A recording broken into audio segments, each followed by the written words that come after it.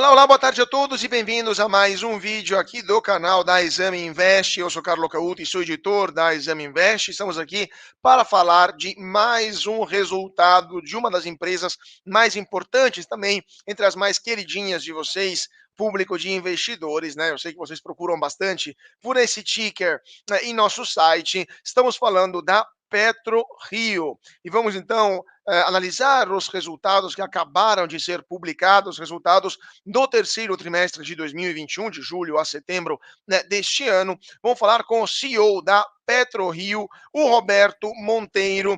Muito boa tarde, Roberto, e muito obrigado por ter aceitado o nosso convite. Boa tarde, Carlos, como vai? Muito obrigado pela oportunidade. Um prazer estar aqui com vocês. Prazer todo nosso. Então, vamos aos números, né, desse terceiro trimestre da PetroRio. Terceiro trimestre bastante positivo para a PetroRio, que reverteu o prejuízo registrado no mesmo período do ano passado e obteve um lucro de 125 milhões de reais. Né? O prejuízo do ano passado tinha sido de 118 milhões, esse ano, lucro de 125 milhões de reais. Segundo a própria empresa explicou no balanço, estou aqui com ele na frente, né, o resultado, abre aspas, foi impactado positivamente pelo efeito contábil, não caixa, da baixa contábil da provisão de abandono, além da melhor performance na cotação do petróleo tipo Brent, fecha aspas. A receita líquida da PetroRio foi de 940 milhões de reais no final de setembro, uma alta de 92% na comparação com o ano passado, né? Também o impacto do petróleo, do preço do petróleo, que subiu 69% na comparação ano a ano, né? O barril está, o preço médio do barril, né? Foi de 73,23 dólares no trimestre passado, né? O EBITDA ajustado foi de 547 milhões de reais, 169% maior em relação ao mesmo período do ano passado. Então, o resultado foi de fato muito positivo, né? O lifting cost, né, que são os custos de operação e manutenção dos poços de petróleos, caiu 14% e ficou em 12,3 dólares por barril de óleo equivalente, o menor nível de custo de operação e manutenção já registrado e confirma essa tendência de queda que já vinha desde 2018. Então, Roberto, primeiro comentário sobre esse resultado, como que vocês receberam esses números do terceiro trimestre de 2021 aí na PetroRio? O terceiro trimestre foi muito bom. Eu acho que duas coisas muito importantes que aconteceram nesse trimestre. O primeiro deles diz respeito a um item mais operacional, que foi nós conseguimos realizar a conexão de dois campos, que foi Polvo com Tubarão Martelo, que fez com que o nosso lifting cost chegasse a esses 12,3 dólares o barril, mais baixo da história da PetroRio. Então, eu diria que esse é o carro-chefe do trimestre, do ponto de vista operacional, e é óbvio que a alta do barril de petróleo também ajudou muito. Né? Nós tivemos aí um preço médio do Brent de 73 dólares o barril, não sei exatamente quanto é que foi a média no trimestre, mas foi próxima disso. Então, quando a gente soma uma alta muito forte do preço de venda, com custos muito bem controlados, a gente tem um resultado ótimo de EBITDA de quase 550 milhões de reais. E isso depois se traduz no lucro líquido de 125. Em parte, nós tivemos uma perda ali por conta de variação cambial e tal. Nós somos uma empresa dolarizada, então nossa dívida é em dólar. E aí, às vezes, temos esses efeitos de variação cambial, mas um número importante aqui realmente a se fixar é esse EBITDA de 550, quase 550 milhões de reais no trimestre. Perfeito, perfeito. Agora, analisando também os números em perspectiva para os próximos meses, o petróleo tende a subir constantemente, né? Hoje também a cotação, se não me engano, estava em alta, né, no dia de hoje, e também temos uma crise energética no mundo inteiro que está puxando para cima os preços dos combustíveis em geral. Qual que é a previsão de vocês na PetroRio para os próximos meses, para esse trimestre que estamos já vivenciando e também para o ano que vem, onde não temos sinais que o preço do petróleo deveria diminuir, porque, de fato, o consumo mundial também continua a todo vapor e a produção, pelo menos da OPEP, não está acompanhando essa alta? Olha, assim, a gente aqui na PetroRio, a gente tem um lema, né, importante, que torcer pelo melhor e se preparar para o pior. Então, isso, a forma que isso se traduz aqui, nós torcemos para um preço de petróleo alto, mas é uma coisa que nós temos muito pouca ingerência sobre.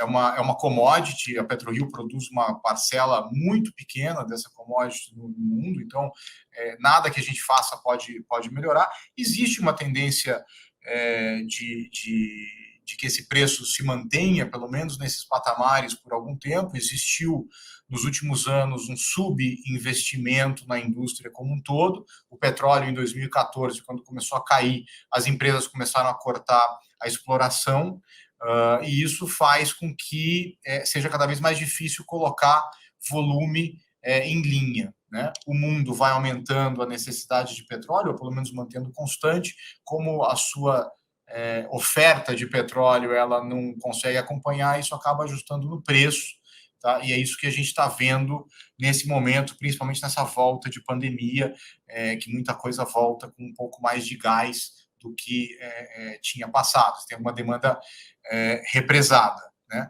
Mas o nosso principal negócio aqui realmente é trabalhar no lifting cost. A gente faz tudo para que esse lifting cost fique muito controlado e muito baixo. É isso que a gente tem realmente a ação, né, sobre assim, as nossas operações. Assim. Perfeito, perfeito. Agora, antes de voltar aos números, queria falar um pouquinho da alavancagem e também da caixa, telegráfico também sobre essa questão do petróleo.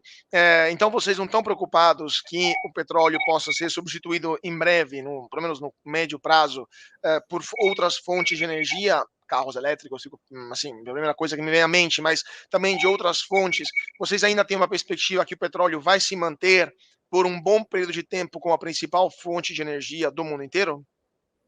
Assim, nós não somos especialistas nisso. O que a gente vê é que e isso acho que é a informação que todo o público tem, é que a transição energética ela é uma coisa necessária para o mundo, porém a velocidade provavelmente não seja tão rápida quanto as pessoas imaginam. Você tem alguma dificuldade, né, em fazer essa transição, e isso faz com que o mundo continue demandando petróleo. Então, a nossa expectativa é, sim, que a gente ainda tenha vários anos de demanda de petróleo, pelo menos estável, se não crescente, estável.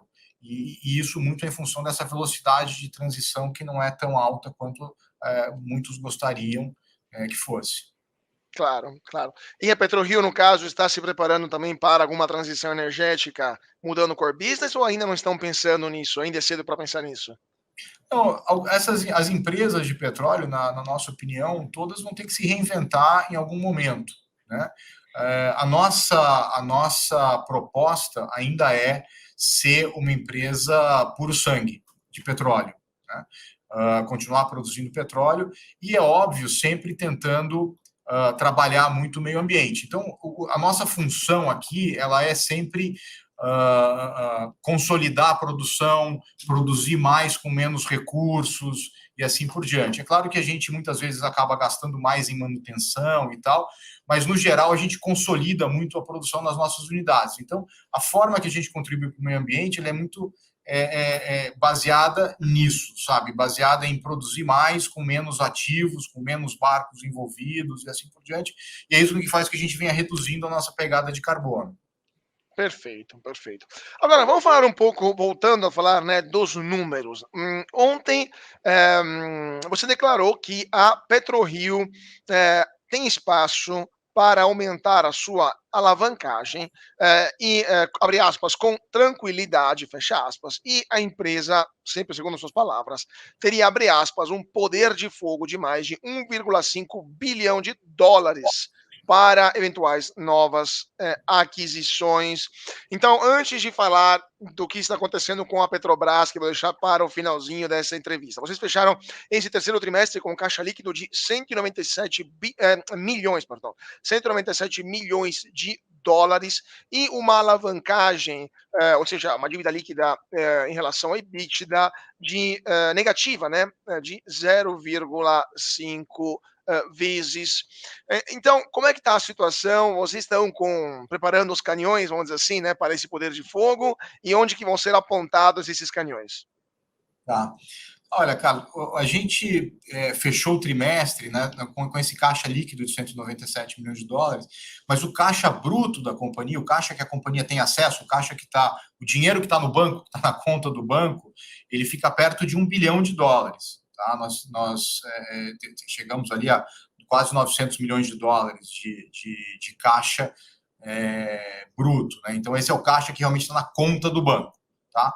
Além disso, a gente tem algumas outras possibilidades, como, por exemplo, nós temos algumas ações em tesouraria, nós temos possibilidade de melhorar um pouquinho a nossa alavancagem e a geração de caixa da companhia. Essa companhia hoje, com o petróleo a 80, ou vamos chamar, sei lá, 80, 75, esses níveis de petróleo, e com um custo de produção de 12,3, essa é uma companhia que gera muito caixa.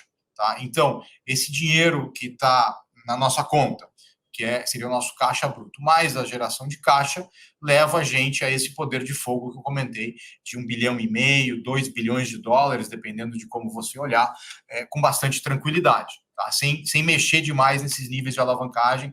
A gente não gosta de ter níveis muito altos de alavancagem, porque isso acaba, no final da história, engessando um pouquinho a companhia. Mas você não me respondeu para onde esse poder de fogo vai ser orientado. Olha, assim, a gente tem diversos projetos, né? Eu acho que o mais high profile assim de todos é a Albacora. Nós fizemos 2 bids pelos campos de Albacora, né? Albacora Oeste, que é o que eles chamam de Albacora mesmo, e Albacora Leste. Então são 2 campos grandes, né?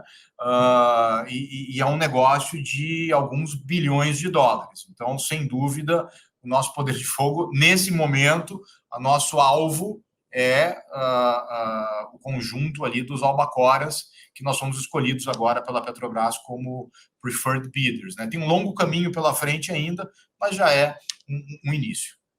Vamos falar exatamente disso, né, dessa escolha da Petrobras, só terminando então essa questão. Então vocês estão olhando mais para ativos de outras empresas, né, para aquisições, por exemplo, de campos petrolíferos, do que aquisições de outras empresas, né, correto? Esse dinheiro, esse caixa, seria utilizado mais para isso. Sim, hoje a gente ainda encontra oportunidades muito interessantes no mercado com relação a outros campos de petróleo. Então, sim, é o que a gente tem feito e é o que a gente tem focado, sem dúvida nenhuma. Perfeito, perfeito. Então vamos falar um pouco de Albacora e Albacora Leste, né? A PetroRio foi escolhida, ou melhor, os consórcios em que a PetroRio participa foram escolhidos para começar as negociações exclusivas, né, dos termos finais para a compra dos campos de Albacora e Albacora Leste. Há possibilidade de uma oferta final sobre os ativos, né, por parte da PetroRio. Um dos consórcios em que a PetroRio participa, né, com a Cobra, né, que é a subsidiária da Vinci, né, que é a companhia francesa. Agora, esses ativos, então, por que esses ativos são tão importantes? Hoje as ações da PetroRio, por sinal, estão muito positivas, né? Deixa eu ver como é que estão agora as ações da PetroRio nesse momento. Estão com uma valorização de 18,43%, mas chegaram a subir 20% ao longo do dia. Então, vamos explicar um pouquinho para o nosso público por que esses dois campos são tão importantes assim e o que poderia mudar no jogo da PetroRio como um todo. Esses campos eles são muito importantes porque eles são campos que se encaixam perfeitamente à estratégia de crescimento da companhia. A PetroRio é uma companhia especializada na operação de campos maduros. Né? E é uma companhia especializada em criar sinergias em campos que estão próximos. Então, esses campos de Albacora, eles são nossos vizinhos, né? Em primeiro lugar, eles são vizinhos ao campo de Frade, então toda a possibilidade de extrair muita sinergia em termos de produção e de operação com o campo de Frade, e são campos maduros, ou seja, são campos que ainda resta uma grande parcela de desenvolvimento desse campo para ser implementado por esse novo operador. É um campo que começa a ser um legado da Petrobras, a Petrobras começa a focar em campos como pré-sal, esses grandes campos de pré-sal, e esses campos de legado da Petrobras, eles ficam um pouco, eu não quero ser pejorativo de maneira alguma, eles ficam um pouco abandonados dentro da estrutura. E aí é que entra a PetroRio com muito foco, porque essa é a nossa vida, né? A gente entra com muito foco, e aí com isso a gente consegue melhorar muito os índices de eficiência operacional, a gente consegue aumentar bastante a produção desses campos. Então, nós somos especializados nisso, em pegar esses campos que já estão em fase mais madura e melhorá-los. Com a grande vantagem desses campos serem vizinhos dos nossos campos atuais, que é Frade, o Arru e assim por diante. Então, por isso esse campo se encaixa tão bem, esses dois campos se encaixam tão bem dentro da estratégia da companhia. Perfeito, perfeito. Então, só para entender um pouco melhor também, para explicar para o nosso público, a Petrobras, como você falou, ela está se concentrando em pré-sal, de fato, e não somente na produção, mas na extração, de fato, né, encontrar petróleo, vamos dizer assim, né, na perfuração, na travelação. Agora, a PetroRio chega e, de fato, a PetroRio se demonstrou também, os números mostram, estava dando uma olhada nos números, só em agosto a produção de vocês aumentou 11%. Então, a PetroRio é mais eficiente do que a Petrobras, pelo menos, ou do que grandes empresas, maiores, vamos dizer assim, maiores grupos petrolíferos na extração, né, na produção de petróleo. Qual que é o segredo de vocês, né? Como é que vocês conseguem ser tão mais eficientes do que grupos até internacionais que operam aqui no Brasil? Eu acho que o grande segredo da PetroRio, na verdade, é o foco. Eu não gosto muito de falar que a PetroRio é mais eficiente que a Petrobras, a PetroRio é mais eficiente do que a ABC. Eu acho que a PetroRio ela foca num ramo que é uma parte do negócio da Petrobras. Tá? A Petrobras ela é muito mais eficiente que a PetroRio em outras milhares de coisas. Né? Ela é uma companhia muito maior, ela encontra petróleo, então toda a parte de exploração e assim por diante. O que nós fazemos nós focamos numa pequena parcela daquela cadeia da Petrobras, e aí nós somos muito focados naquela parcela específica, e aí naquele ponto específico nós conseguimos ter índices superiores, mas é uma questão de foco. E a razão pela qual a gente foca ali é porque nós não somos uma companhia grande o suficiente para fazer todas as operações que essas majors fazem. Essas majors têm balanço, têm coisas muito, muito superiores. Né? Então, eu acho que esse é o grande ponto, aliado à cultura. Nós temos uma cultura de pensar fora da caixa, de eficiência, de segurança e assim por diante, 100% focado numa pequena parte da cadeia. Então, isso é o que faz com que nosso resultado seja esse resultado, e é por isso que a gente se preocupa tanto em fazer com que as aquisições sejam muito próximas e que se encaixem muito, muito bem no nosso negócio. Essa é a última pergunta, justamente, que eu quero lhe fazer, sobre a proximidade, de fato, de seus campos, né, de suas produções. A PetroRio, de fato, hoje opera no estado do Rio de Janeiro, né, na área do pré-sal do Rio de Janeiro. Tem alguma previsão para aumentar essa atuação em outros estados? Temos jacidas petrolíferas que estão sendo licitadas e agora começar a exploração em breve também no Nordeste, por exemplo, né? Há alguma previsão da atividade da PetroRio fora do estado do Rio de Janeiro, ou vocês ainda acham que a concentração vai permanecer por lá por um tempo? A concentração vai permanecer por mais um tempo aqui no Rio de Janeiro, muito em função de aonde a história do petróleo na Petrobras começou a aumentar muito. Né? Lembra a Petrobras, há alguns anos atrás, a história da Petrobras era muito concentrada na bacia de Campos. E da Petrobras e de todas as empresas que entraram no Brasil.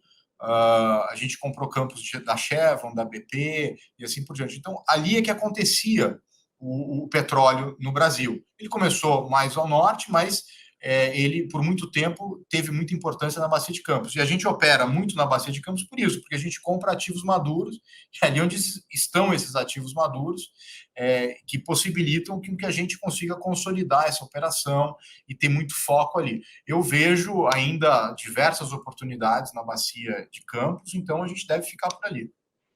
Perfeito, perfeito. Eu acho que era isso, porque tá vendo que nosso tempo aqui já está se esgotando, mas eu queria agradecer muitíssimo o Roberto Monteiro, CEO da PetroRio, por essa disponibilidade em comentar conosco os resultados do terceiro trimestre da PetroRio. Muito obrigado, Roberto, por sua disponibilidade. Obrigado a você, um prazer ter participado. Até a E próxima. E vamos falar então do próximo resultado quando sair o quarto trimestre de 2021 para comentar o ano inteiro junto com vocês. Mais uma vez, obrigado e obrigado também a vocês que estão seguindo a gente aqui nos canais da Exame Invest. Fique ligado também em nossas redes sociais, no Twitter, no Facebook, no Instagram, no YouTube também. Todos os dias temos nossa abertura de mercado aqui junto com minha parceira Jéssica Castro, às 8 da manhã, no YouTube e no Instagram da Exame Invest. E também não se esqueça, nosso site exame.com. Mais uma vez, muito obrigado a todos pela atenção e até mais.